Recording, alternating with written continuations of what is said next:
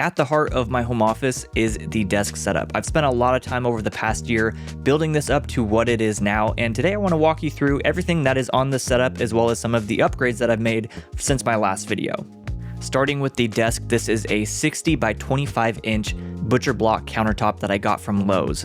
I cut it down to 60 inches, sanded it, added clear coat, and then set it on top of a set of standing desk legs from FlexiSpot. I also have a secondary desk to the left of me, which is 48 inches by 25 inches, using the same process, and I happen to have enough butcher block left to create this desk shelf that I also repurposed from an existing desk shelf I had. I just took off the top of that and replaced it with the butcher block countertop.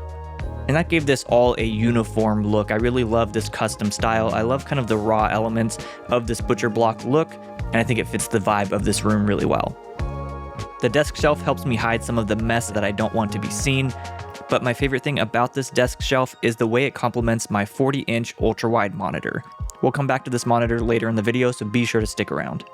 Sitting on top of the desk is one of my newest upgrades to the setup, and this is the Orbit Key leather desk mat. Orbit Key was kind enough to send me their slim version of this. This is a 31.4 inch long by 12.2 inch wide leather desk mat. The quality of the leather is very nice, and it also has a felt underside. You can split it open, so if you want to put an important document in between the layers and just kind of keep it out of the way, you can do that. I just love the way that this looks on the desk as well as how it feels when using the mouse. And for the mouse, I'm still using the Logitech Master 3. I haven't upgraded to the 4 yet, but I have been considering it, so if you own one and you would recommend it, be sure to send me a comment and let me know your thoughts.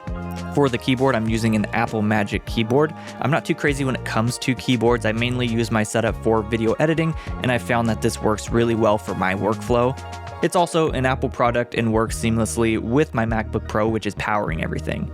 And for the MacBook Pro, I'm using a 2021 M1 Pro. It still is a workhorse. I have noticed it kind of struggling during certain projects that I'm editing, but I'll hang on to it for as long as I can. I might upgrade in 2026, but we'll see.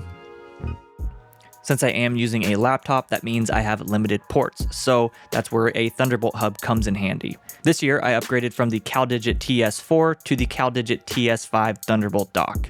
This Thunderbolt dock allows me to plug one single cable into the laptop and then run everything off of the dock. So we are powering the monitor, we are powering the audio interface, which is powering my studio monitors. I also have a card reader on the front so I can dump cards.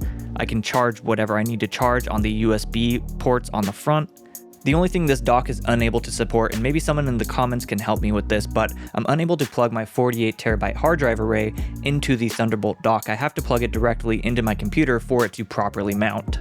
But this isn't a huge issue since I don't always have this plugged in anyway, so it's just kind of setting off to the side and I can quickly plug it right into my computer. Plugged into the Thunderbolt dock is my audio interface. This is just a Scarlett Solo and it's kind of an entry-level audio interface. I'll probably upgrade this later next year, but plugged into that are my new studio monitors. These are the Atom Audio T5V studio monitors paired with the T10S subwoofer.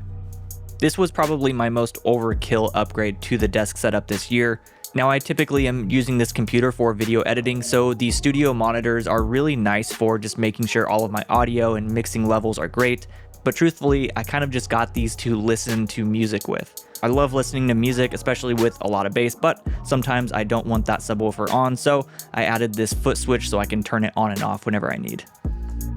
I also sound treated the room a little bit with these custom sound panels. Now, it's not the most technically sound, but I think I did a decent job with just cutting down the initial reflections in the room with the sides and the cloud above me. Also, since I film most of my videos over here on this side of the desk, it really does help dampen some of that sound and improve the audio quality of my voice when I'm talking.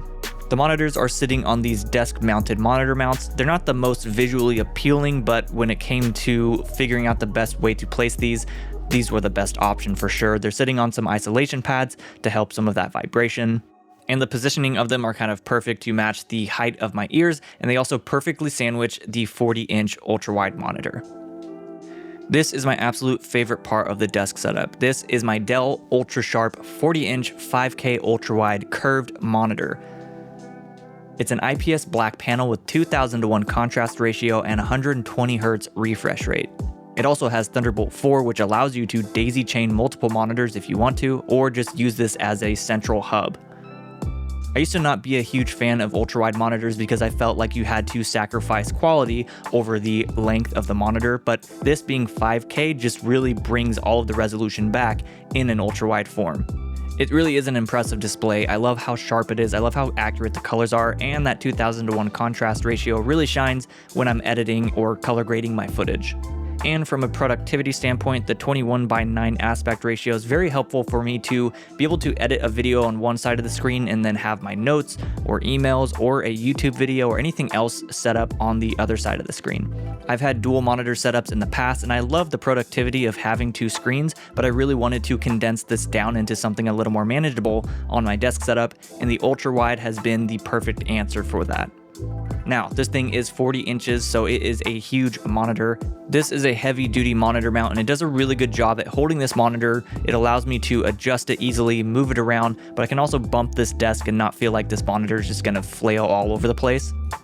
Moving below the desk, we have the cable management. I'm pretty much running everything through these Vivo cable desk trays. If you move past the desk trays, you can see where the cables are coming down from behind the desk, but the trays do a pretty good job at hiding everything when you are standing in front of the desk and you look under it. And behind each leg of the desk, I have these plastic cable raceways that just help me run cables down through the legs and out the back. I have most of the electronics powered into a power strip that's mounted under the desk, and then this cable runs down the leg and into this battery backup.